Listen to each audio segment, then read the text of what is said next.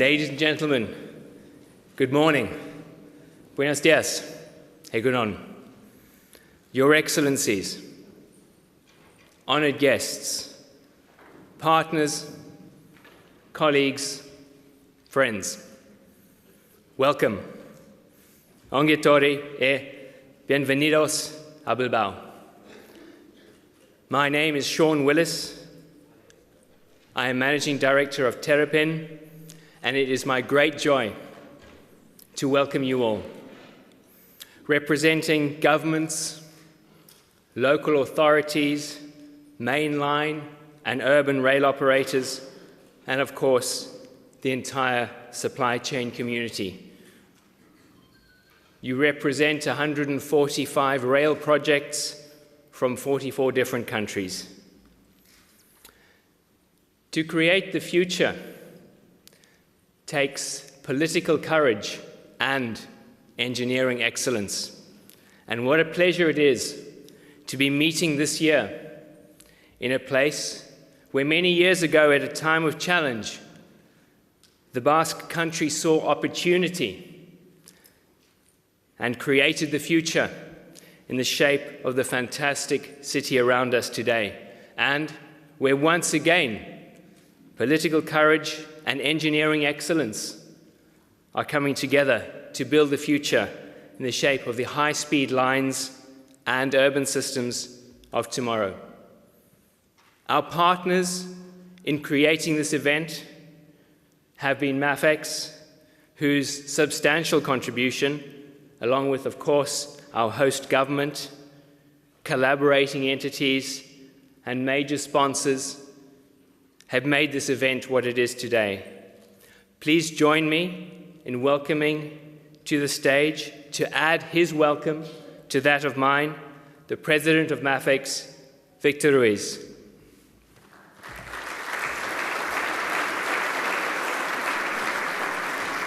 Egunon, buenos días. Good morning, ladies and gentlemen. Thank you very much, Sean, for your introduction. It is a great pleasure and an honor to welcome you all here today. We have been working hard for more than a year to bring to you this event to Bilbao. We are very satisfied up to this point with the result. For the first time, Live Rail Exhibition and World Metro and Light Rail Congress will take place in Bilbao. Now, after several months of hard work and preparation, it is time for all of us to take advantage of something very simple, but at the same time very difficult in our days. Meeting together around 2,000 experts for the rail sector from more than 90 countries in the same place at the same time. We should not miss this opportunity to get to know all of us better and to learn more about each other.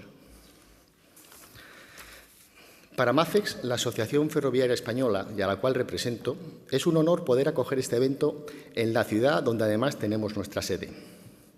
El País Vasco acoge un elevado porcentaje de nuestros socios, un 40% de los 83 socios actuales. Ello demuestra la relevancia que la industria ferroviaria vasca presenta en el conjunto del sector en España. Un sector el cual está presente a través de MAFEX de forma mayoritaria y que representamos aproximadamente el 80% de las exportaciones ferroviarias españolas al exterior. Muchas de ellas, de nuestras empresas asociadas, están aquí presentes en este evento y tienen una amplia experiencia y referencias en materia de transporte público ferroviario. Pero es que además Bilbao es un ejemplo actual a nivel mundial en cuanto a desarrollo urbano. Y este desarrollo ha venido implementándose mediante el empleo del modo ferroviario como eje vertebrador de su estrategia de movilidad de personas. El ferrocarril, sin duda, ha transformado y mejorado en las últimas décadas la vida de sus ciudadanos y continuará mejorando con la llegada en los próximos años de la alta velocidad. Y para no extenderme más, me gustaría finalizar aquí agradeciendo a todos ustedes su presencia, a los colegas de Terrapin, a los responsables del BEC, este fabuloso centro de convenciones, ponentes, asistentes al Congreso, expositores, visitantes a la feria y, por supuesto, los patrocinadores y representantes institucionales. Nuestro agradecimiento especial y muy profundo al Gobierno vasco y a las entidades dependientes de la Consejería de Desarrollo Económico e Infraestructuras que han colaborado y se han comprometido desde el primer momento con el evento y con su celebración aquí en Bilbao. Por todo ello, como muestra nuestra consideración y agradecimiento, es un placer para mí pasar la palabra al excelentísimo presidente del Gobierno vasco, excelentísimo señor Íñigo Urkullu, quien se encargará de inaugurar oficialmente este evento. Eskerrik asko, muchas gracias. Thank you. Lehendakari, por favor.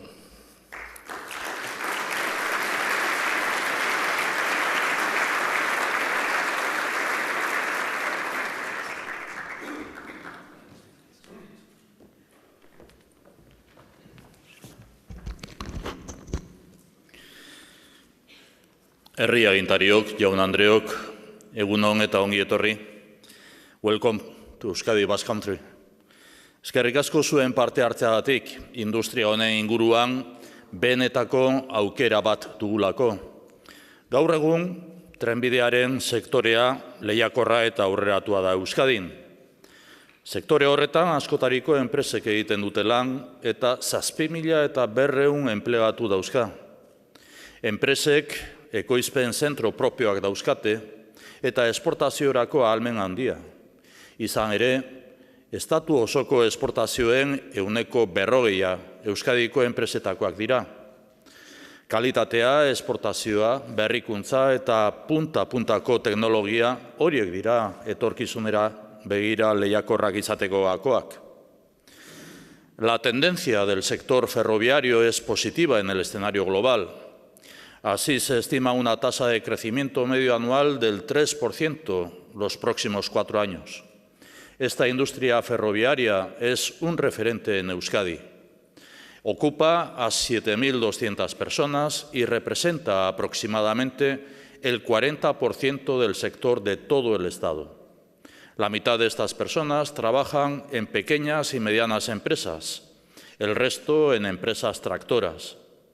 Contamos con empresas especializadas en toda la cadena de valor: construcción e ingeniería, mantenimiento, equipos y componentes, electrificación o telecomunicaciones, y las empresas vascas vinculadas exportan por un valor global de 1.700 millones de euros. El alto nivel tecnológico de estas empresas permite liderar nuevos retos y afrontar procesos como la digitalización y la fabricación de productos inteligentes. Desde el Gobierno vasco estamos impulsando acuerdos de colaboración para el desarrollo de tecnología ferroviaria innovadora que permita su implantación en la red vasca, así como la posterior internacionalización de estos productos y servicios. Nuestra estrategia es facilitar que las empresas puedan probar con éxito estos productos en nuestra red propia para favorecer oportunidades de exportación al mercado internacional. Sektore honen garrantzia nabaria da, eta euskal enpresa nagusiak arlo hauetan daude espezializatuta. Material ibiltaria, ekipamendua eta azpiegiturak, trenbidearen sektoreko berrikuntza, ingenieritza eta aholkularitza, azpiegitura eta eraikuntza. Euskadik eskarmentu handia du trenbide garraioan, hiri barrukoan eta tranbian. Honekin batera, abiadura handiko trenbide sare berria, Euskadiko hiriburuak lotuko dituena, eraikitzen ari gara. Halaber, Bilboko portura iristeko hegoaldeko saihesbidea aurki eraikiko da. Azpiegitura hori, hain zuzen, funtsezkoa izango da esportaziorako logistikaren barruan. Argi dago horrenbestez, sektore industrial honek aukera handiak sortuko dituela etorkizunean. La apuesta de las instituciones vascas por este tipo de transporte es clara y los resultados marcan una implantación y un crecimiento continuo en su utilización. Apostamos por un transporte de calidad y contamos con una gran fiabilidad del servicio, con unas frecuencias competitivas y alta seguridad. Euskadi ofrece un sistema integral e intermodal que combina tranvía, tren interurbano, metro o alta velocidad. En esta última se ha producido un gran impulso.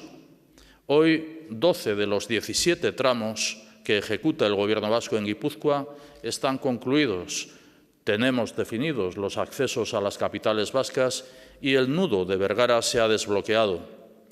La Y vasca, así conocida, diseñada para tráfico mixto de viajeros y mercancías, va a permitir un desplazamiento modal hacia el ferrocarril que redundará en la descongestión de la red de autopistas. Además, Euskadi forma parte del Corredor Atlántico, uno de los corredores prioritarios definidos por la Comisión Europea en su red transeuropea de transportes. Damos la bienvenida a esta jornada de trabajo en una Euskadi que cuenta con una acreditada experiencia y proyectos en este sector industrial de oportunidad de cara al futuro. Beraz, industria sektore honek aukerak sortuko ditu, eta gakoa da elkarlanaren bidez lehiakortasuna indartzen jarraitzea. Hori da, nire izenean eta Eusko Jaurlaritzaren izenean lan jardunaldi honetan elkartzen gaituen xedea, eta honela bada hasi berritzat ematen dut jardunaldi hau. Eskerrik asko guztioi eta sorte on.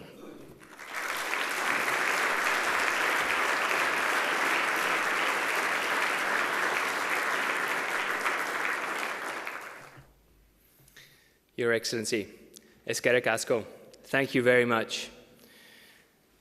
Ladies and gentlemen, if I'm correct in understanding, the President's very busy schedule does oblige him to leave our meeting now. We're very grateful, sir, that you've been able to join us and to welcome us. And we are very pleased and indeed honored that Arantxa Tapia, Minister of Economic Development and Infrastructure for the Basque Country, is remaining with us for some more time this morning. Thank you very much, sir.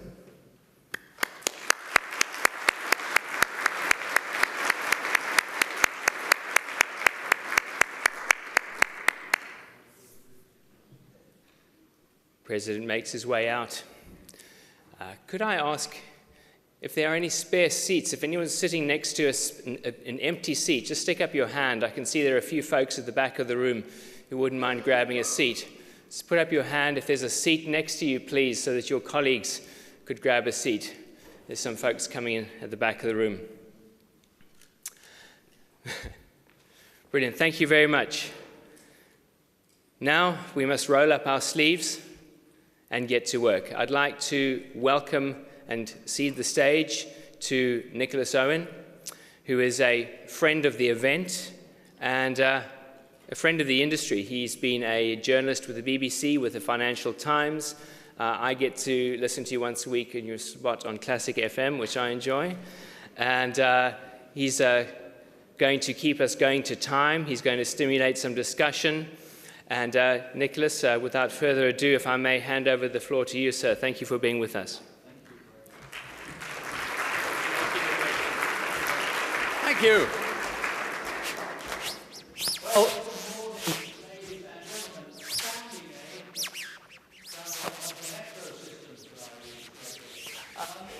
my job today, certainly this morning, is to interview some people here,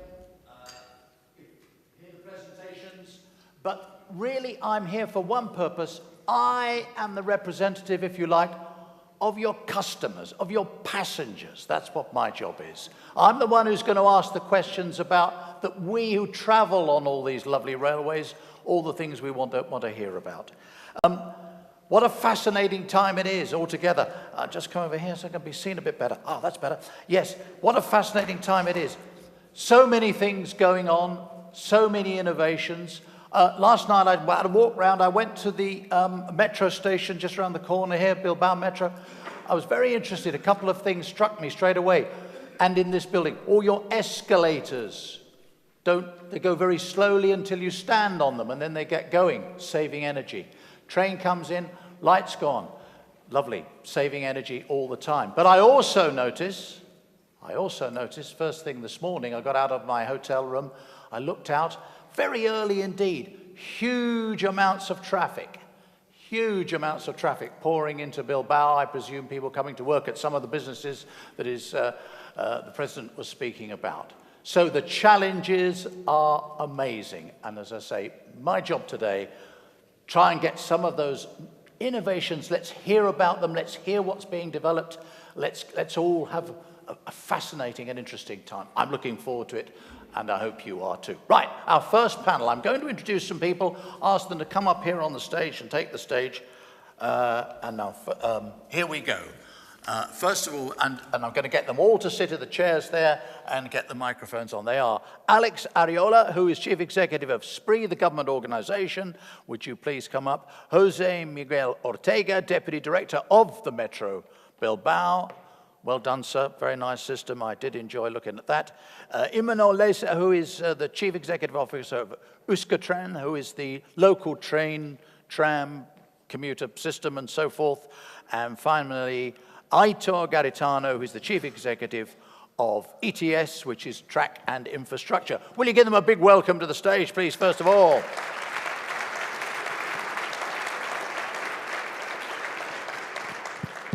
Okay, so one thing I've got to emphasize, listen, you run railway systems, you run transport systems and transit. We all know time is of the essence. We keep going, rattle along. We won't be a lot of time to do things. If we can get some questions from out there, if you're very, very urgent questions, we'll try to take them. I'll look out there when we come to the end of each session. But this event goes on all through today, the stuff tomorrow, there's a wonderful exhibition outside, plenty of opportunities for you to grab people as you go around. Look, everybody's got a name badge, all except me, I'm afraid. But you don't want to ask me any questions because might not want to hear the answers from me. That's not my job. Okay, here we go. Right, now let's start. Alex, where are you? So you're right at the end there. Let's start with you. Digitalization is what we hear so much about. Please explain to us what the strategy of the Basque government is in terms of introducing that to this region. Thank you. Thank you. Well, good morning, first of all. I think regarding your question, it's important to say that the Basque government already included digitalization in their industrial policy back in 2012, 2013. That means that we've been already working on it for 5-6 years, which make the Basque country as a pioneer region in Europe regarding digitalization processes.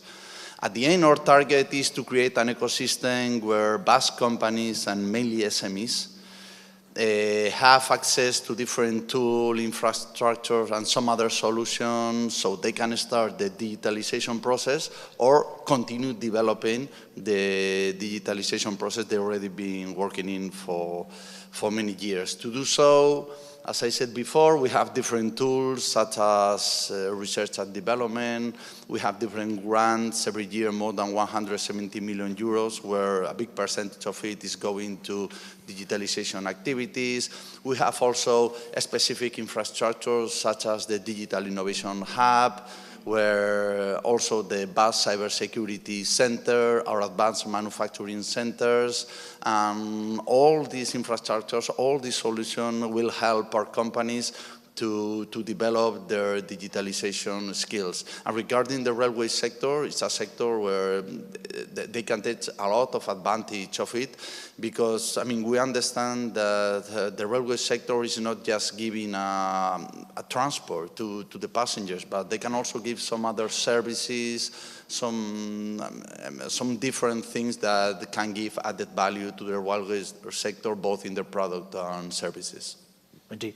Other services, just quickly, what do you mean? What do you mean by other things? What are you thinking of? Yeah, if we consider the railway sector as just getting into a train, a tube, a metro, and just moving from one place to the other, it's okay. But there's many other things that can be done in the cabin, just in the train. Also for entertainment and also for the railway, for the train itself, in signaling, connecting the train with other devices, and there are many things, many other solutions that they can give, as I said before, an added value to the railway sector. Indeed. Okay. Just quickly as well, international markets, you are hoping to get into those as well or develop those. What are the most important ones for you? Yeah, I'm not going to specify any country because I think that wherever we can find a good investment plan, a good region or country with a good investment plan can be an interesting country, an interesting market, sorry. And for example, Europe is and will always be a very important market for us now and in the future. Also different cities with big population densities and that they must find good transport solutions, for example, in Asia, in big cities. Africa is also a country that we're expecting a lot in the future, maybe not now, but in the future. In the Middle East, they've been working in very interesting projects. America also is very important for us. So I think, and we've been working hand to hand with the cluster, and we know very well, I mean, the Basque companies, they are spread all over the world. They are selling their products and their services all over the world, and actually, I mean, any place in the world can be an interesting market if they have a good... Great. Yeah. Interesting about Africa. Let's move on quickly. Jose, you're Deputy Director of Metro Bilbao. You're quite a young business, more recent business. What have been your main achievements so far? Really, we are a young company. I think it's 23 years old. The next November we has 24. But our experience is over 35 years because part of the staff was transferred from another company, Euskotren Bidea. For that, our main process is our results. For example, our night culture service. We produce more than 90 service 24 hours every year. For example, our capacity to adequate the service of the necessity of the city. For example, in this moment we are preparing a special service for next month.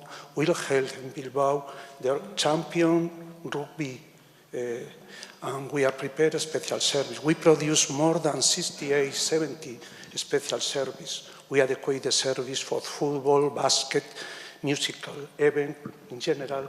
We adequate the necessity of the city in general. Another thing is, for example, our environmental policies.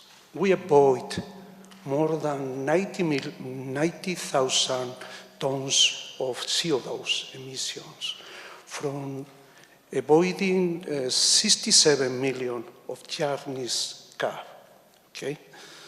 Another things, for example, is our main figures. We transport around 88.2 million passengers per year. In average labor day, more than 300 people. If you take in account the population of Bilbao, Bilbao is a small city, 350,000 inhabitants. But we run in the metropolitan area of Bilbao is around 800,000 inhabitants. I think our figures is a good figures because the city is small. Another thing is we run more than 5 million kilometers, more or less 9 laps around the Earth, okay? It's a good ratio. We consume 75 million kilowatts per year, 34% on stations, 76% in trains. We have 42 stations, 16 surface, the rest is underground. The most important achievements from my point of view is the design. The design from Norman Foster architect. I think you know very well. Indeed. Yes, really. Okay. It's Norman Foster designed Metro Bilbao like a work art. And recently, in 2015, known in Moyua Station, I invite the audience to visit the Moyua Station entrance, okay? And by the way, Nicolas, I think Metro Bilbao is the first company to install a system to recuperate the surplus energy from the braking of the train in general. I think Metro Bilbao is a young company, but his experience is over the age we have. Thank you very much indeed. Thank you. Thank you. Well done. Well done, Norman Foster. I thought I spotted some of his work here. Right, okay. Imanon, now, Euskotren, you are responsible for tram systems and bus systems, I presume, as well. You've got a new line, line 3, which combines sort of surface rail and tram. Explain what that's about. It's line 3. 1 year ago, we inaugurated the line 3. For Euskotren, it was a very challenge because we shift from the local commuter trains to metro trains, metro services too, 1 year ago. And yes, we integrate different means of transportation, from bus to trainway to train to light, let's say, to local or commuter trains with metro services now. And for us, there's integration, intermodality or interoperability between those means of transportation is just a real challenge. For us, it's very important from all point of views. First of all, as company, in order to offer our clients, our customers, our passengers good services, because it's not easy just to integrate commuter trains arriving, for instance, from San Sebastian, 100 kilometers far from Bilbao, and enter into the metro line with a metro patron service just on time. Because it's quite difficult just to enter and to maintain this frequency of 7.5 minutes. But on top of that, we are very obsessed, I would say, in offering new services in terms of information, interoperability. For instance, the use of the 3 regional cards from the Basque Country in all our services, and also in order to integrate from the point of view in intermodality the different means of transportation, bus, trainway, and metro commuter trains. And so further, more extensions, more lines, more things to do? Of course, yes, and I think Mr. Garitano, my colleague Mr. Garitano, will explain that some new infrastructures are under works or in the very last stage of plan. And for instance, both in trainway and rail, for instance, to start with rail. For us, the new underground line in San Sebastian, passing through the center of the city, will mean for us a very, very big challenge to meet, because we will move from a commuter service partner in the Gipuzkoa area, San Sebastian area, trains offering commuter services to metro services, because demand is likely to grow dramatically, and we have to meet the challenge of these new kind of services. Indeed. And trainway, Vitoria is under works nowadays, so new lines, new trains, new trainways in this case, so we have to offer more services, a new schedule to our customers in Vitoria. Thank you very much indeed. And finally, I thought we mentioned new things going on. What sort of projects are you working on at the moment? Track and infrastructure is what you're about. Yes. Okay. We are working in mainly, we have an internal project that is BIM implementation in our company, which consists in develop projects in 3D and a cooperative way. So for us, it's a challenge, no, to implement this, no, mainly. After, apart from that, we are working in metro lines or underground lines. For that, we are designing the 4th, 5th, and the connection to airport here in Bilbao. In tram lines, also, we are extending the train lines in Bilbao and in Vitoria. We are designing at the moment the project. Yeah, also, I would like to mention the high-speed train, because also at the moment we are designing we are working with the Spanish government in the design the Basque main capital cities train station which in Bilbao and Vitoria are going to be underground. Especially in Bilbao, it's important to be underground because it's going to break the wall that at the moment causes the current station, because divide the great neighborhood to the city center. So with this, for the new the underground station, we are going to break this wall, and we are going to allow to develop this degraded area. So with that, I want to say that we not only improve the public transport infrastructure, we also improve the cities, we develop urban areas, and also we contribute to transform the cities in a better place to live for citizens. So for us it's important to make good projects, and that's it. Yeah. Indeed. Well, thank you very much indeed. I said you don't have a lot of time, and we don't. We've heard that the nice sort of setting out of what is going on in this part of the world.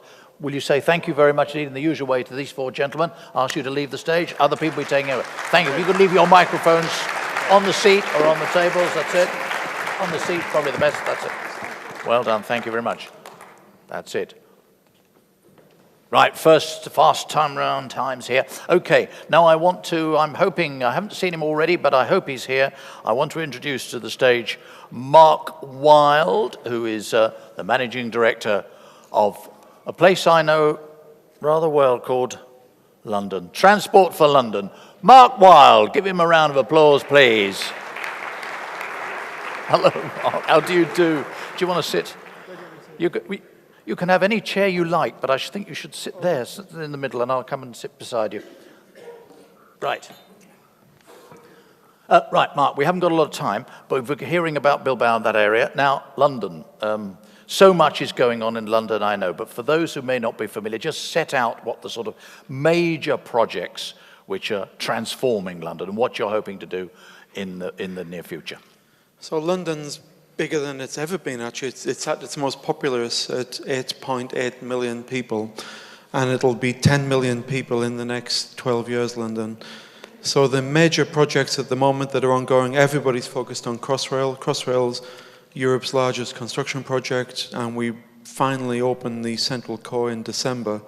So huge focus on that, which is a metro system in the middle of London, but a bit like RER in Paris, actually, but better, but connected at either end. That was a joke. But so Crossrail is a major focus. Also in London, we're upgrading all of our legacy lines to CBTC, automatic train operation.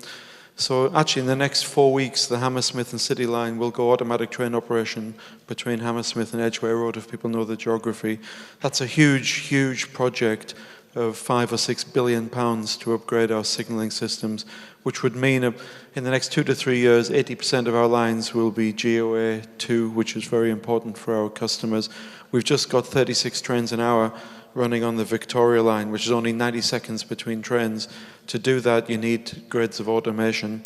And of course, through the whole of our network, we're rebuilding stations. So finally, after years, Nicholas, you can finally see Victoria Station emerging from the blue hoardings, and Bank, Victoria, Bond Street, all these massive new stations that are basically the same station above ground, rebuilt below ground. So that's kind of a flavour. So new rolling stock, new metros. And I guess the final one that's quite exciting is, if people know the geography of London, we're extending the Northern Line to the Battersea Power Station. So we're upgrading, building and extending, spending about £2 to £3 billion a year actually in London. Okay, right, so that's all well and good, and we also heard, and we will hear, I'm sure, about other cities doing similar things. But you face more and more challenges, don't you? First of all, budgets, money. Money is very, very tight in London as elsewhere, isn't it? How are you've got these projects running now, but how are you going to cope when the money looks very limited, to put it mildly? Yeah, so our vision in London is to get to what we call peak tube in the mid-2030s, which is every tube line running at 34 to 36 trains an hour, Crossrail 1 running at 30 trains an hour, and around the 2030s have something called Crossrail 2, which is the north-south equivalent of what we just built east-west. To do that takes £2 to £3 billion every single year in an environment where there's a lot of competition for capital. So in the tube, what that means is 2 to 3% efficiency every single year in our operating account. So that's quite a challenge for the tube. You can't say cost efficiencies being our strong suit. But if we save our operating expenditure by £2 to £3 billion a year, it costs £3 billion to run the tube every single year. So it doesn't sound a lot, 2 to 3%. But if we can do that, we can invest in the projects. We're very lucky, actually. I was just talking to Phil from LA, that our recovery is 120%. Our fare recovery is 120% of our operating costs. So we are already one of the more successful, in fact, I think outside of MTR, the most successful metro in the world. We need to take that cost recovery up to about 140%. So it can be done. Modernization of our maintenance practices, use of digitization, we can do it, but it's got to be found through efficiency rather than asking for a handout. Right, okay. So anybody who travels on any of these systems, I'm sure, and of course, London I know very well indeed, and other cities, the tubes seem incredibly crowded, the underground lines seem crowded, and so forth. We want to see things as a customer, you want to see things like full mobile phone coverage. I don't particularly, but most people seem to want it, so you better have it, haven't you?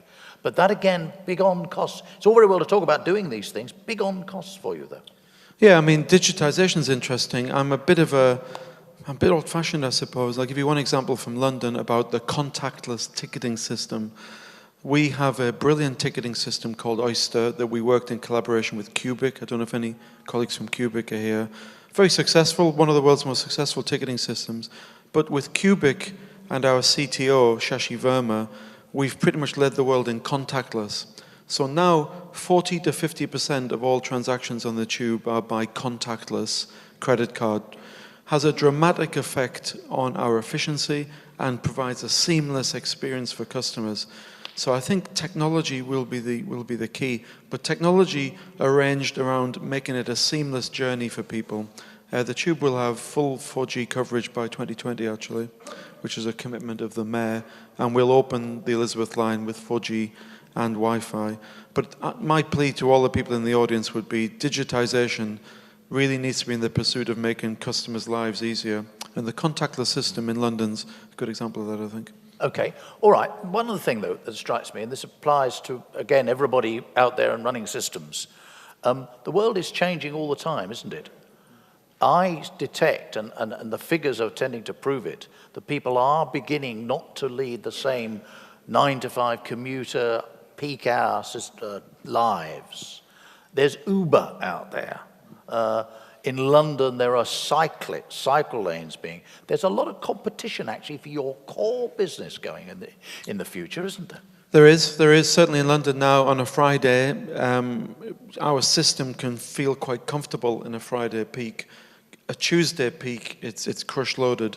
Big change in people's working methods.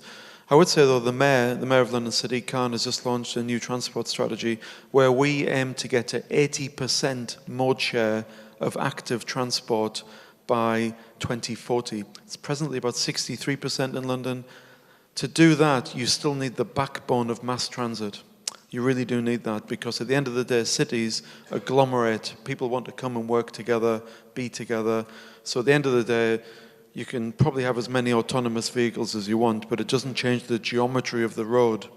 And mass transit is the essential backbone. And every day in the tube, we carry 5 or 6 million people on the tube.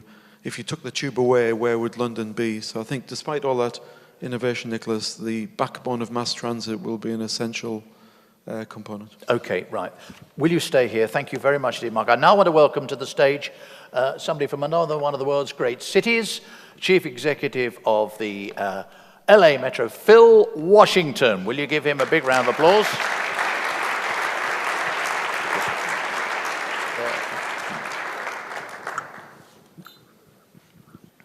Hello, Phil. If you could sit beside Mark, and I will sit over here. Right, we wanted to get you two gentlemen together because, first of all, Phil, of course, please tell us what you're up to. There is a big project. You've got a 10-year strategic plan, I think. Is that right? I got the figures right? Yes. And just give us an outline of what that really entails. And again, the passenger, what am I going to see? If I come, as I want to LA, what am I going to see in those 10 years? Well, the first thing you'll see is everyone trying to be actors out in Los Angeles. Everybody thinks they're actors. Just a little bit about what LA County is, because the city of Los Angeles is but one city of 88 in the county of Los Angeles. And so there's almost 11 million people in the county of Los Angeles. And so the sheer size of the city, and of course the congestion that comes with it in terms of cars, we have the worst congestion in the world. And that is noteworthy. We're trying to get rid of that. But we've embarked on a huge plan. We went out to voters. The primary funding that we use to build out our systems is sales tax revenue. So we went out to voters and asked voters for a half-cent sales tax that will generate about $120 billion over the first 40 years. And it has no sunset. So that tax does not end unless the voters decide to end it. And so we're unique also in that we not only build transit, but we're responsible for build highway improvements as well, along with bike and sidewalks and all of those things. So there is a transportation revolution in Los Angeles County, and actually there's a transportation revolution in the whole state of California right now. Okay, but what sort of, let's talk about some specifics that you're doing. You mentioned roads, you've got a responsibility for everything, of course, but when it comes to the rail system generally, just sketch in what it is and what it wants to be. Right now we have about 6 lines in the city of LA or LA County. We're looking to build 15 more lines in the next 30 to 40 years. It's an incredible endeavor that we're looking at right now. Most notably, we want to connect the airport to rail. And you know, in Europe, I think there's many airports that are connected to rail. It's not that way in the States. And so that is a future project. We've also decided, and our governing board has approved what we call 28 by 2028. That is the completion of 28 projects, the majority of them rail, by 2028, which is when the Olympics will be held in Los Angeles. And so this is a remarkable feat of 28 by 2028. I have some concerns in terms of capacity, though, but it's a challenge that we are ready to take on. Right, we're hearing so much about digitalization and so on, aren't we? Let's talk about modern methods to get some of this stuff done. Yes.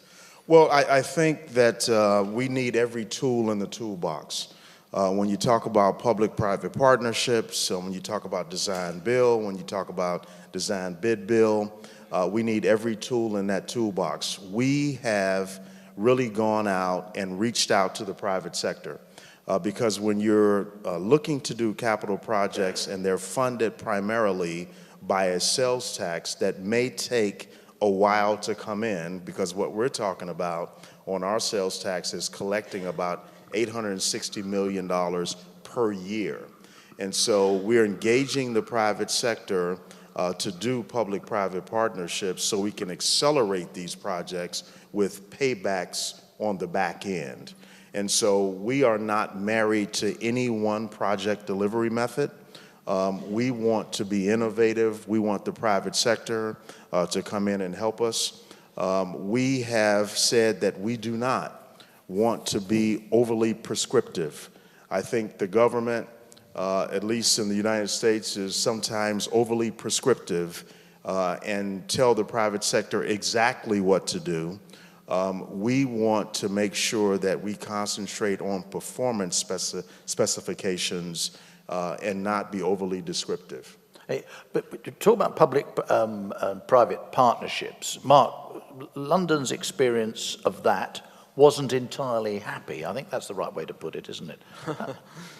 Yeah, I mean... I'm being diplomatic. I mean, you know, I'm not It's normally, interesting. The organization I lead only 10 years ago was split asunder into 3 parts.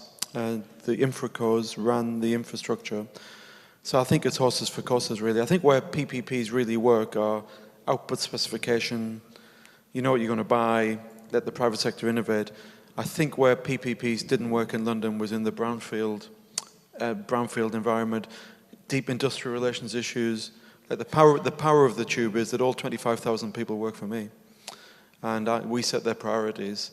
So I think when you've got competing priorities and private capital in brownfield, as proved in London, it can be difficult. But in greenfield extensions, I think really positive, you know, and there's lots of good examples of where that's worked, yeah. Yeah. There seem to be mixed messages to me, Phil, about where America generally, the United States, is on this whole business of infrastructure. You mean, you paint this, you know, wonderful and optimistic picture of lots of lines and lots of money flowing, but actually there's a lot of talk, but is it so easy to do? No, definitely not easy to do. You know, at the local level, there's been great success with infrastructure initiatives. In 2016, when we went to the voters and asked for a half-cent sales tax, all over the United States, 70% of those sales tax initiatives were successful. 70%. So now that tells me that at the local level, people understand the importance of infrastructure. I mean, infrastructure is failing in America. It is. We have bridges that are deteriorating. We have highways that are congested. We must invest in our infrastructure. Our highways are 60 years old, the interstate highway system. Sometimes I joke about this because I feel like Noah from the flood. You know, Noah preached that we need to build an ark. He talked about it for 40 years. Nobody believed it would rain. What I've been saying is we need to build infrastructure. And if we don't build infrastructure, then our bridges will deteriorate, our highways will fail. And so we must invest. The local entities, the local communities, they understand that. We still have a lot of work to do at the federal level to convince our governing Congresses that infrastructure is important. Yes, indeed. Okay. And what about when you hear Mark talking about the success of you know, the ticket list systems, the swipe cards, swiping your bank card, and all these other things to get on and off your trains? Are you into that? Is that going to be possible? Is that an American thing? Do Americans adapt to that? Well, absolutely, absolutely. I mean, we know Cubic, we know the various entities out there. I think what's important, though, is that we create and maintain a vehicle where the private sector can innovate. Because many times we have procurement methods that restrict the private sector from coming in with innovations. And so the idea to create what I call unsolicited proposals, unsolicited, where the private sector can bring their ideas and not wait for the public entity to put out a request for proposal, that we can do it in the opposite fashion, that the private sector can come in with their ideas unsolicited. Okay, and what about buying rolling stock? You're free to go anywhere you want in the world, come here and see a stand and think that's what I need, I'll have that bit of that. It would be nice if it was that simple, wouldn't it? But well, I mean, you know, we do have Buy America standards, but there's some folks here today that we're buying rail cars from, I believe. There's CRRC, I think, is one of the groups here, Kinky Sherio. So we are buying rail cars from other folks around the world as well. Indeed. Well, thank you both very much indeed, gentlemen. Well, can I ask you, it's all very awkward this, but really if you could take the last 2 seats up there, have a microphone with you and make sure there's one left on the chair and whatever. And I want now to introduce, we're going to do this, nothing if not ambitious, aren't we? Here we go. I'm going to invite back to the stage now Imano, or from Imino Leisure from Euskotren. Will you please come up? Philip is here and Mark's here already. Mark Joseph, who's Chief Development Officer for Global for Transdev, he's coming up as well. Raymond Azura, who is the Director General of Renfe Pasajeros, Passengers, him as well. And Leanne Redden, Executive Director of the RTA in Chicago. So we're widening this out now. Will you give the newcomers a round of applause as they take their places?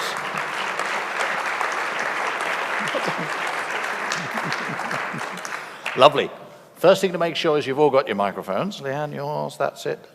That's it. And we do have enough mics. Good, okay. Splendid. So what I wanted to do was now widen this out to try and embrace everybody, get some ideas rattling around. Where do I start? Mark, I'm going to start with you because you came up and had a chat with me and wanted me to sort of talk about or ask you about first and last minute connectivity, right? Yes. Okay. I don't know what that means. You're going to explain it. Thank you. Nicholas, we're listening to Mark and to Phil talk about the expansion of their rail systems and the importance of that. And no doubt, with the congestion that you observed this morning and what Phil talked about in Los Angeles, that there's a tremendous investment. But what we see is a real problem in solving first and last mile solutions. There's a historic effect of having taxi ranks at train stations, and today in San Francisco, I think Uber and Lyft say 40% of their rides are to and from rail connections. We need to think and use digital solutions to do a better job of this, anticipating these first and last mile trips. First of all, intercity trips today can be cheaper than the first and last mile. You can go from one city to another, and if you're taking a Uber or Lyft or a taxi, in some cities that first and last mile can be very expensive. The other problem is that we don't group. We tend to do single rides. So what we see is at airports and train stations, we see enormous congestion today of vehicles parking and surrounding these stations because we're not planning ahead. So the last point I would make, Nicholas, is if we think of a day where we use big data to anticipate who's riding on that train, who's riding on that intercity vehicle, and can we anticipate and can we plan to group ride the person on the first and last mile? What we're going to see is fares drop, congestion improve, because we'll be much more efficient in solving some of those problems. I think this is an enormous opportunity for us. So you're throwing out the, and saying very clearly what the problem is and what the challenge is. Meeting it is another thing, isn't it? Can you give us a practical example, I suppose, if you like? Supposing, you know, I come in from London, I've got to get from my home to my airport to get here. Well, airport, let's assume I came by train. It would be lovely to think I could. Right. I probably can, but it'd take a bit too long. But if I go from my home to my station in London, I've then got to get here and I've got to get to my hotel and so forth. How does what you talk about practically help me, or how will it help me? Well, look, there's a sort of an old-fashioned way. I take Eurostar from London to Paris. When I get on the Eurostar, they ask me, do I want a taxi? There'll be a G7 taxi available for me with a sign when I get there. Now, there are hundreds of people or thousands of people riding the train, and many might be going from exactly the same part of, from Gare du Nord to another part of Paris, but each of us is getting into a separate vehicle. There's a lineup of cars at the station, surrounding the station. What if we could anticipate those of us who are going to this part of Paris and group ride us? It would be much cheaper, be much more efficient. And what if we had priority to get in and out of the station, which made our trip much faster, cheaper, and more environmentally friendly? That requires communication and sharing data, which is something we'll talk about later. Indeed. Okay, right. Let's ask Ramon, let's come to you. And Renfe has introduced this high-speed lines. You're doing very well developing your railways. Do you recognize what we're hearing there? What are your views on that? Well, they'll pick you up, don't worry. Well, in Renfe, we think, we agree with him, because we are working on integrate different mode transport, because we think that the integration is a very interesting value for the customers. So, for example, in the long distances here in Spain, we make different agreements with other operators to combine the train with other modes of transport as bus, another network, because we extend our network, our high-speed network, with other networks, and we can offer a very big offer of services, extending with the last mile. We have, for example, we can today you can buy today, for example, a combined ticket with train and bus, train and plane, different combination of modes of transport. Even in the long distance tickets here in Spain, we have included the commuter ticket both from origin to destination, to represent an advantage for our customers. Right, thank you very much indeed. Can I ask a bit of a sensitive issue for you, probably like all railway operators, the injection of private competitors into this, or is it all done by Renfe? Do you have private firms coming in to compete to provide services, or do you have a monopoly of services? Only you? No, we are the only one. We don't have any private competitors today, but we are competing with other modes. Of course, Of course, yes. The plane, of course, and other modes, but now we don't have any competitors. In next years, we have different, the market is open, and we have different competitors in our market. Yes, right, okay, lovely, thank you very much. Okay, Leanne, now the view from Chicago. I remember you were at a conference together a year ago, wasn't it, more or less? And you sounded as though all this lovely talk about expansion and everything else, you seem to be more in the business of hanging on to what you've got and trying to do better with the existing system. Are things looking better in Chicago now? I think we're making some big improvements. Listening to both Mark and Phil, we're kind of somewhere in the middle. We're in Chicago metro area, we're a large, what we call a legacy system. So it's an old transit infrastructure that's over 100 years old in many cases. So we don't have the luxury of actually doing greenfield expansions. We're looking to keep operating what we have. So I think in some of the areas where we've actually really started to make some enhancements and improvements is sort of eking out as much as we can out of the existing infrastructure, even short of major capital improvements. And one of the things that I think has been sort of a theme through the panel here is how do we better integrate the services that we have? And I think a lot of this comes down to sort of access to information and understanding, and I think technology is providing us that opportunity. So I think we've made some interesting improvements recently. We have full 4G service across our entire subway system. We have Wi-Fi across most of our commuter trains and our suburban bus services as well. So the sort of the longer trips, people have access. So it's about sort of sharing information, and I think thinking about our transit network, because I'm in a public sector entity, that we are part of a broader network, and we really have a symbiotic relationship with the rest of the public and private providers out there, and we need to get away from this mindset of competing with each other, sharing information, sharing data, and providing that access of information so people can make the best choice for the trip that they need to take. You know, if someone's taking, we have a very extensive bike share program in Chicago, except for really when it's snowing.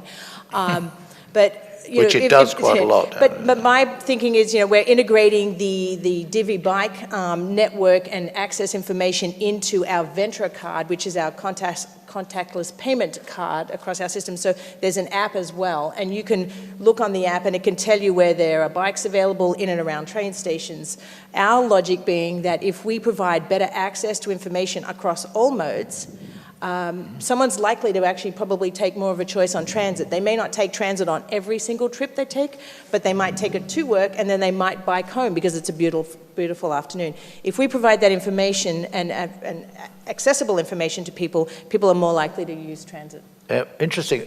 Phil, you were nodding. Is that something perhaps you don't do yet, but you might? Well, we have a tap card system as well, so we're doing that. We want to expand ours too. And I will say this, I see the day when there is a universal card for any system you go on in the world. And so when we talk about really doing something innovative, I should be able to have a card, get on a plane, get on a train, and then get on first and last mile. And so that should be the vision, to be interoperable with all transit systems all over the world. Yeah, indeed. That's exciting. Mark, what do you think? I mean, because cycling in London's big now, it looks like, but there's no integration. I mean, the reason we went contactless is that the likely global card will be EMV standard contactless rather than a transit authority. Because as big as Transport for London are, we're one of thousands of transit authorities, so EMV is probably the global standard. So in London, we release all our data relentlessly. It's all open and integrated. Every bit of data is out there, with two exceptions. And this is the big challenge to what Mark said. First is security, that we can't release the built environment of our stations. Big issue, because Google, Apple, they want to map our stations. So they want to provide, some of our stations, the walking routes are 800 meters between stations.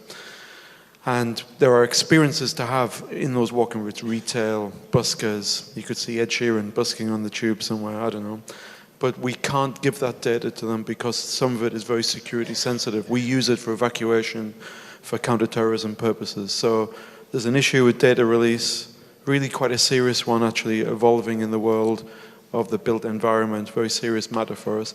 And the second thing is, now we've released all our data, will our customers trust us then to commercialize it, which is a real problem for us. So for example, we know in London, every school kid in London, we know exactly who their parents are, where they live, what school they go to, we know the route that they travel, we even know the holidays that they take.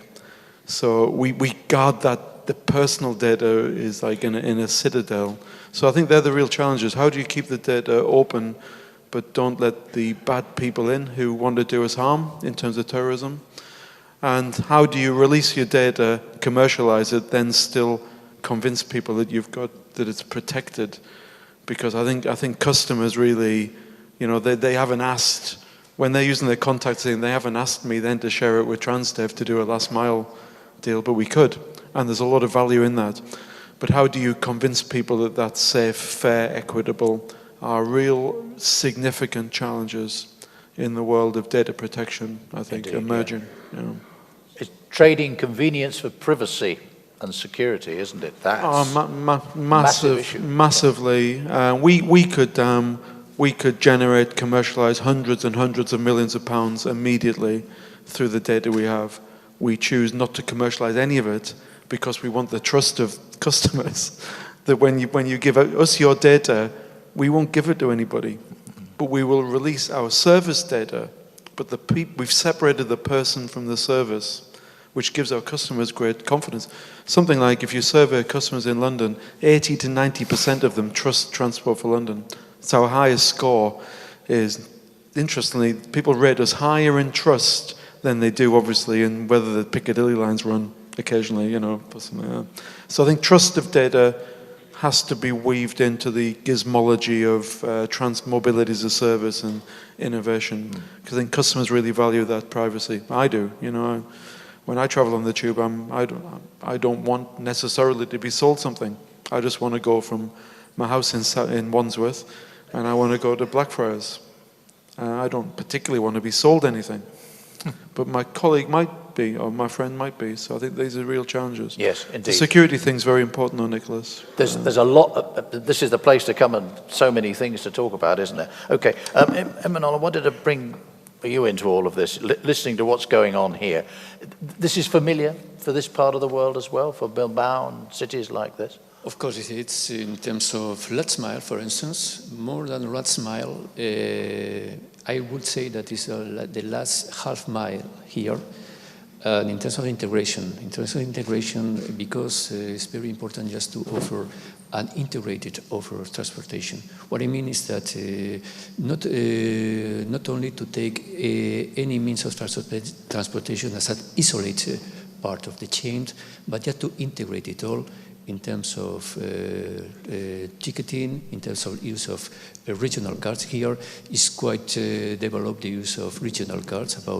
For us in Euskotren, it's about 70% of our customers, our passengers, use any of the 3 regional cards managed by the regional transport authorities in the Basque Country.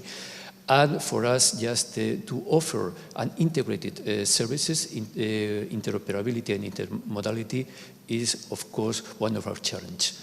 And when it comes, for instance, going beyond, well, 2 other questions about security, of course, is something that concerns us, because, of course, the more data we have, the less private are the journeys for the customers, of course. And it must concern both the operators and also the passengers, the final users of our services. But I would add an example about the importance of integration of all new infrastructure, of new services, and all services. It's the case of or in the future, high-speed services, commuter high-speed services here in the Basque Country, linking the 3 capitals.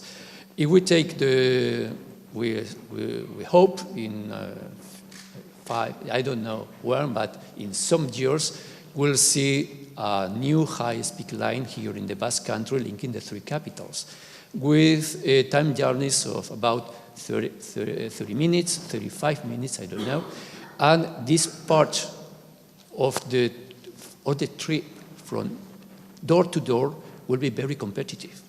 But if we don't integrate this backbone in the whole system, in the whole mobility service, because we have to integrate the last mile, feeder services going to the station, to the highest peak station, just to take the commuter train, the commuter highest peak train going to the other station, and of course with the same ticket, the regional transport car or a ticket, in order to make new services, new commuter highest peak services, using the new highest peak line in the Basque Country, competitive in terms of time, in comparison with the door-to-door service or the door-to-door trip, taking my car or going to the coach station in order to take a coach going, for instance, from Bilbao to San Sebastian. Yes. Good coach system in Spain has good coach systems, doesn't it? It has to be said. And good roads, so that it's difficult. Yes. Very good and modern roads. Okay, Ramon, you recognize some of what we've been talking about here? Yes, of course. Now we are recording that we have a little example of integration, because between Irún and San Sebastián, while working on the infrastructure and reduce the capacity, and we have an agreement such as our ticket can be used in Euskotren, giving to our passengers an alternative using the different, indistinctly, the trains of Renfe or the trains of Euskotren. So I think, I am convinced that the integration is absolutely good for our passengers, and we have to find this kind of solutions to offer an end-to-end solution, an integrated mobility solution for the passengers. So I took before that we are working on this line for several years, because we are convinced that this is the future. So I think the consortium of transport, or authorities regional, has been working in this topic for a long time, giving common tickets, common fares. It's a very good job, because the public services need this kind of measures to increase. Right, okay. I want to move on to another question now. We're talking here now about pleasing the customer, making them secure, giving them new systems to pay and so on. But I want to talk about the actual future of the services themselves, the trains themselves. Who wants to start us off? Perhaps Mark, you would. You know, we hear so much about artificial intelligence, data and everything else, but let's apply it now to the actual trains. One thing that strikes me is they seem to be getting desperately expensive per car, you know, if you've got a 5-coach train or whatever. What is the future for rolling stock? What are we looking for now? Well, I think what we're seeing, first of all, on rolling stock side is there's a lot of competition. We're seeing more of a focus not only on the cars in terms of the convenience in the cars and the quality of the cars and the build out of the cars, but what Mark also spoke about externally, which is extremely important that can lower the cost, are the switching systems, the safety systems, and so forth. I think what we're going to see, a big issue on pricing now is to fill the cars, and I think there's some real opportunities there in terms of boosting the ridership. Beyond that, these guys are the experts in terms of the future of what they want in the cars, and I think they're better to answer. Okay, right, let's go on. Phil, what do you think? I mean, I'm sure you think your trains are probably very state-of-the-art now, but we're moving forward all the time. What is it, every 20, 30 years, it has to be a new generation of trains? The demand to build new ones is always in the background, isn't it? Yeah, it is. And, you know, in terms of trains, I think a connected train, connected Wi-Fi and all those things that we've been talking about is going to be essential. There's a lot of talk about automation. You know, will there be automated trains? They're already out there, actually. You see a lot of them at airports. And will there be automated buses even? I think that we have to be thinking about that.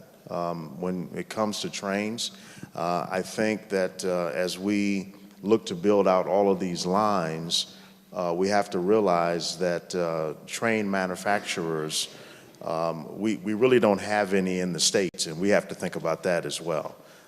There is a lot of discussion about whether there should be some sort of train makers, you know, stand up to manufacture trains in the States, and I think we need to go there as well. But I think the connecting and the smarting of our trains is going to be essential moving forward. Interesting you talk about automatic buses. Yes. I mean, which leads you very quickly to the idea of automatic cars, driverless cars and so on. I mean, recent events make it look as though that's actually not going to be terribly easy at all. But it's something that's going to be pursued, isn't it? And that could alter the face of everything we've talked about here. Well, absolutely. I mean, there's some challenges now. We've heard about those, but I think it's coming. The question is, will we be ready for it? Will we have the qualified workforce to actually work on automated vehicles as well? So I think it is coming. I think it's right around the corner. You know, the idea, as I mentioned earlier, to create a vehicle where the private sector can introduce these ideas, sometimes up against very stringent procurement rules, will be the challenge. And so I think if we can do that and allow for these ideas to come forward, I think we'll be better for it. Yes, okay. Leanne, come to you. Chicago, what you've got quite a lot of, you say, legacy system, quite a lot of old rolling stock still, but new stuff to buy. Yeah, we have one of our commuter rail operators likes to talk about the half of the rail fleet that he has actually is eligible for retirement. Some of it is over 65 years old. Really? And they do an amazing job, actually, of retrofitting and sort of band-aiding even sometimes what they've got. But I think thinking about how the new rolling stock, both on the rail and on the bus side, is not just customer-facing in its services and amenities, but smart in terms of how do we gain, Mark was talking about sort of getting more and more efficiencies out of it, so how are we connecting that into maintenance prediction and delivery of those kinds of services sort of on the back end, interface with the signal system to get more throughput in and around train systems and networks. I think they're going to be the real secrets or the nuts to crack, if you will, for going forward. And that's really going to be sort of that interplay between sort of physical sort of infrastructure and sort of the technology and interfacing those two things together. Yes. Have you got a lot of trains on order? How's it working? I mean, are you still going to go on running these very, very ancient ones? Let me know, because I would want to ride on them before they go. You can't see the track through some of them anymore. We've fixed those. Both on our commuter rail side and on our urban rail or our city rail systems, there's some significant procurements that have been done, both Chinese and Japanese manufacturers primarily, looking to actually deliver quite a significant investment in rolling stock over the next few years. Mark, automatic train operation, of course, you mentioned it as you sort of went past. Are we getting to the stage in London, which does have, there's a bit of an argument. I think New York still claims to have the biggest subway system, but depends how you measure it, isn't it? But are we getting near to the point where it will be automatic train operation right the way through? Well, not that it's a competition, but London's the biggest metro system in the world. But New York carries more customers.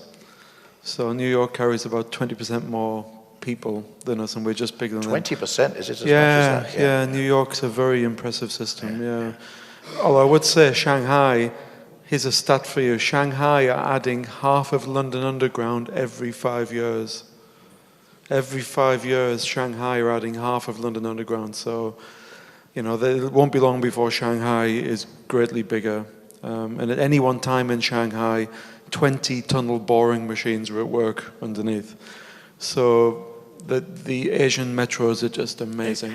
So hats off to the Chinese particularly. But back to automatic train operations. So we had the world's first, in London, very proud on the Victoria line, we had the world's first automatic railway. Grade of automation 2. And we have a driverless system in London on Docklands.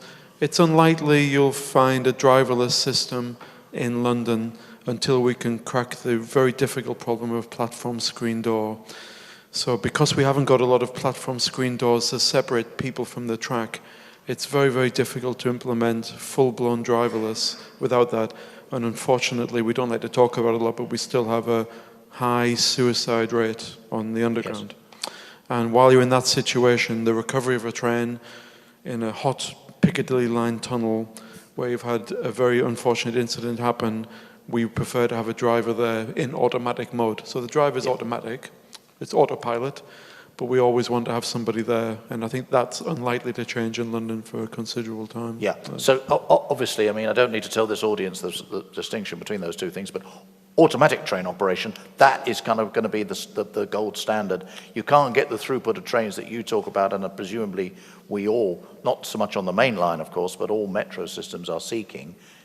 Automatic train operation is what you've got to do. So grade of automation 4, if you go to Paris, line 1 in Paris, great system, half-height platform screen door with obstacle detection, nobody on the train. Grade of automation 3, Docklands, we've got a train captain, somebody opening and closing the door. Grade of automation 2, we've got a driver, this is the tube, but they're in automatic. So we can drive 36 trains an hour reliably on the Victoria line with computers. Human beings can't drive to that intensity safely. We had a fault on the Northern line a week or two ago, and in recovery mode, we can pump over 40 trains an hour down a certain branch. So human beings just can't do it safely. So automatic ATO, grid automation 2, is essential in a high-intensity metro. The rolling stock, though, for me, we're just about to place our order, actually, for Piccadilly, Central, Bakerloo, Waterloo City, which is nearly 300 trains, which is our biggest, Europe's biggest train order, actually. We're about to place it. And it's entirely evaluated on life cycle cost. Because the capital cost of a train, you might pay 10 to 15 million pounds for a train, very, very complex machine. air-conditioned articulated tube train, very, very difficult to build. But that's dwarfed by the 40, 50-year cost. So, you know, Leanne's exactly right. You know, we've got trains that are 55 years old, and the cost of maintaining them. So in the future, it'll all be about how low can the train manufacturers, there's a great one here in CAF, local in San Sebastian, who are very good at this. How do you get the lowest cost of acquisition in the long term? Because, you know, we employ 1,500 people in our fleet maintenance. 1,500 people. Costs me £350 million a year just to maintain the trains. So the OPEX greatly dwarfs, the CAPEX is greatly dwarfed by the OPEX. So I think that's kind of the future, really. Yeah. 350 million, 400 million euros, just trying to think, roughly speaking, isn't it? Just to keep our figures in. Yeah. So we're going to hear from CAF in a moment, actually, that's very important. But you talked about expansion of your system, so you're always looking at the newest that's available, newest trains that are available. You recognize everything that's coming along there. Automatic train operation in your case as well? Nowadays, for us, is automatic train operation is at area and D level, because we think that we have a lot of steps to do before thinking on that. And of course, we started operating a metro system 1 year ago, and most of our services are commuter trains. So commuter trains going through the, I wouldn't say with a very rural area, but the frequencies are not enough to justify driverless or automatic driving systems. But of course, we cannot avoid the fact that in the future, this kind of system will take commonplace. Yeah. So this is why at a R&D level, we are working on that in order to be ready for the moment in this technology, or this type of operation will be, let's say, more commonplace, not only for metro system, but also for other kind of commuter, local, etc. Yeah. Do you operate on-street tram systems? Yes, yes. And that's very interesting now, isn't it, with safety systems coming the way they are. So we're kind of in a sort of halfway, as we would say, halfway between automatic and full manual operation. That's going to be, there's an awful lot to think about there. But in terms of tramway, in terms of street with the problems, we have a lot of problems. We have to recognize that one of all our concerns or problems is just all the incidents or accidents we have in local trainways because of pedestrians or cars entering into the track. So just to implement any system, automatic system, of course it would be a very big problem. We think that in this kind of services, a driver is essential in order to avoid risks. Indeed. Of course, the more this driver is equipped with systems, equipment to help operation in order to avoid this kind of risk, the better. But the operation managed by a driver, I think, or we think that is necessary. Yes, indeed. Okay. Anyway, we've had a very, very good session indeed. Anybody want to follow up any of the things that they've heard? Mark, I know you're very passionate about getting the passenger moving along, but unless the system they get onto in the end, never mind about all this connectivity with, you know, security and all the other things and selling people and not selling them, but they actually, what they get when they get onto the final mode of transport is vital, isn't it? No, just two quick comments. One on the cars. We operate two of the oldest systems, one in New Orleans, a streetcar there, and one in Hong Kong, a streetcar there. And there is still an excitement about riding some of these old vehicles that have this, that are part of that fabric of the community. Yeah. Ooh, yes. We're all here because of the passenger, and we all care deeply about the passenger. I think Mark's point about safety and security is paramount. I think in the future, if we're going to achieve Phil's vision of this worldwide system that enables us to have the ease of communication. It starts with the journey planning, and we're building journey planning systems, and that has to have the safety and security component in it. Passengers will opt in. Passengers will choose to enable whether they care on the privacy issue or not, but I think we might see enhanced safety and security if we do it right. Indeed. Well, thank you all very much indeed. Will you thank our panel? We've ranged around, but it's been fantastic. Thank you so much. Excellent. Thank you, gentlemen. If you'd take you to leave the stage. Thanks, Leanne. Thank you very much indeed. Good morning, ladies and gentlemen. Thank you very much for this invitation to be here today with you. We started these sessions by talking about the digital transformation of the railway and raising the question, how can the rail industry fully embrace the digital revolution? At CAF, we have asked ourselves the same question, but in a different way. Where and how can technological innovation and the digital revolution help us to improve our products and our services? We clearly have got our first answer. Technological and digital innovation is CAF's key driver for reaching the world market. Hence the title of my talk.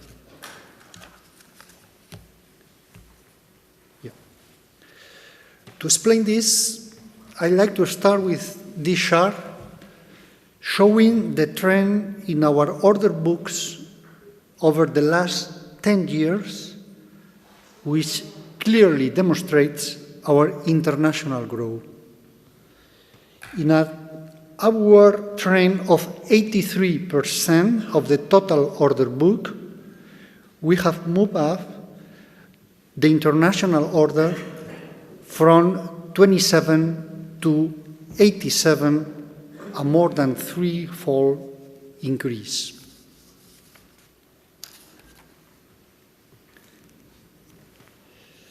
Today, CAF's products and services can be found in all 5 continents. To highlight a few key data, operation in 37 countries with more than 100 projects. 59 new customers in the last 10 years, and some potential new customers today here. We need to work a lot these days. Factories in 5 countries, outside Spain, including the forthcoming inauguration of the UK factory in Newport, in Wales. After sales and maintenance services in 90 workshop locations in 30 countries. What's more, CAF has a 30-year concession for the operation of the Mexico City suburban railway system.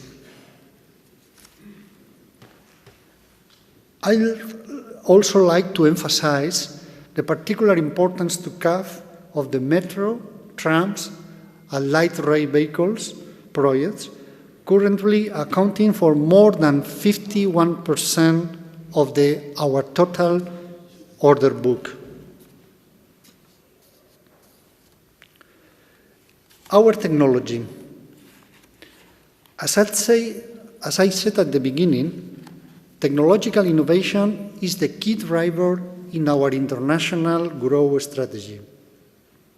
The framework for this strategy has been, firstly, investment in R&D, more than 150 million euros in the last 6 years, development of our own technology, and as a result, to be more independent and innovate today, as well as the parts traditionally developed by CAF, as car bodies or bogies or integration. Our train for 2018 also include CAF's proprietary technological components, ranging from gearboxes to systems for train control, traction, signaling, energy storage, and management at the digital railways, system for connection, diagnostics, and predictive maintenance. And secondly, just as important as the technology development, it is consolidation into businesses by setting up of the CAF group. This comprises more than 70 independent, self-sufficient companies, industrial, technological investment, yet all working together to offer global rail solutions. Out of these ones are shown here the most technological representative companies, CAF Signaling, CAF Power. As some of these companies are also taking part in this Congress and are to present their projects and innovation, I am not going to spend much time on the technical details. However, I would like to explain to you what is the role of technology in our current strategy. 4 of the 6 axes of our 2017-2020 strategy plan are based on technology. 3 are related to grow. We want to grow, while the 4th is centered on digital transformation. As I said at the beginning, at CAF we are focused on answering the question, where and how can technological innovation and the digital revolution help us to improve our products and services? This question allows us to determine the technological development projects to be undertaken. I'd like to highlight 4 of the key technological lines at CAF today. Energy, all related with storage, saving, new energy vector, hydrogen, for example. Second, train and service digitalization, we call the digital railway. All relation, third, signaling and automatization, RTMs, ATO, CBTC, full automatic trains. And the last one, digital industrial processes that we call our Factory 4.0. And although I was saying I am not going to go into technical details, I would like to end with a quick overview of some of our most important products and developments in this area. Onboard energy storage system, which combine it with the sophisticated management of the consumed and regenerated energy, contribute to energy efficiency and saving, allowing the catenary-free travel of our e-vehicles, such our Urbos family. This is not the 7 years that we have an experience of 7 years in cities like Luxembourg, Kaohsiung in Taiwan, Zaragoza, Birmingham, Granada, and Sevilla in Spain. 7 years of experience with catenary-free tramways.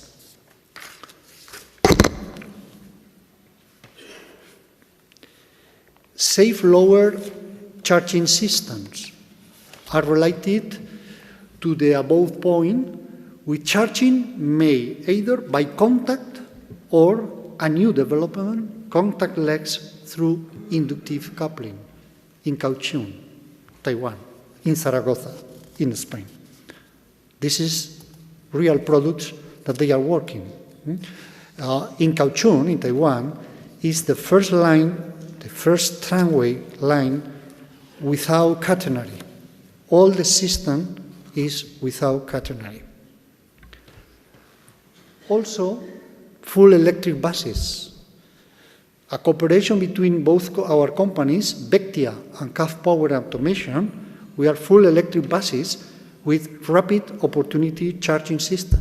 This is, you can see here in Valladolid. It's the first system put in Spain in a completed line, new line in Valladolid. New projects are coming. Digital Railway. The Digital Railway project is a considerably interest to CAF.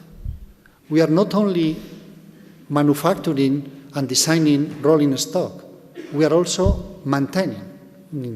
We do the maintenance for a lot of trains in 30 countries. An interconnected train able to acquire, manage, and transmit a large amount of information. This information is stored, processed, and analyzed on ground-based equipment together with that for the rest of the fleet and other fleets, thanks to big data tools and advanced analytics. Based on the experience of our maintenance services and their work with machine learning tools, these analyses are applied to advanced maintenance solutions like TBM or operating solutions, obtaining impressive results in maintenance times and cost, reliability, and safety. We first implemented this solution in the new Euskotrain here in the Basque Country. Fully automatic metros of CAF. In this area of signaling, and automatic trains has developed several vehicles, full automatic, operated with a great automation level 4, in Istanbul, Helsinki, or Santiago de Chile. And CAF signaling provides all the necessary signaling system. And in digital industry factory 4.0, 3 examples.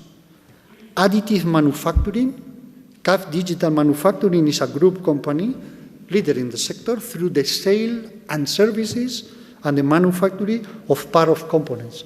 This has been manufactured by 3D additive manufacturing that we are using in our products and especially in our maintenance services. Other thing is the virtual reality in the design of full-size virtual models in 3D, and the other that we are working on this is virtual validation environments for the train control, traction, and signaling. We need to reduce, everybody needs to reduce the time for homologations and to be more reliable in this homologation process. Finishing, as a summary, technological innovation and nowadays digital innovation are key levers to get our target, which is the same that the real users' targets. This means a safe, reliable, functional, and sustainable railway service. We trust that these workshops will be interesting and productive for all of us. Thank you very much for your attention.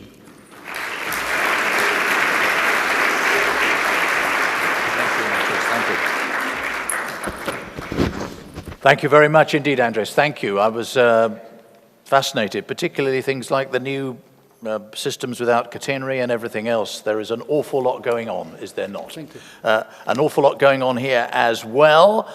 Can I say to you, the exhibition is about to open. That's one level down. There's also refreshments available on that level down there, because we're going to have the networking break now. The roundtable sessions, if you haven't signed up for a roundtable session, there are a few tickets left for those. Make sure you do. So I will be back in various forms later on.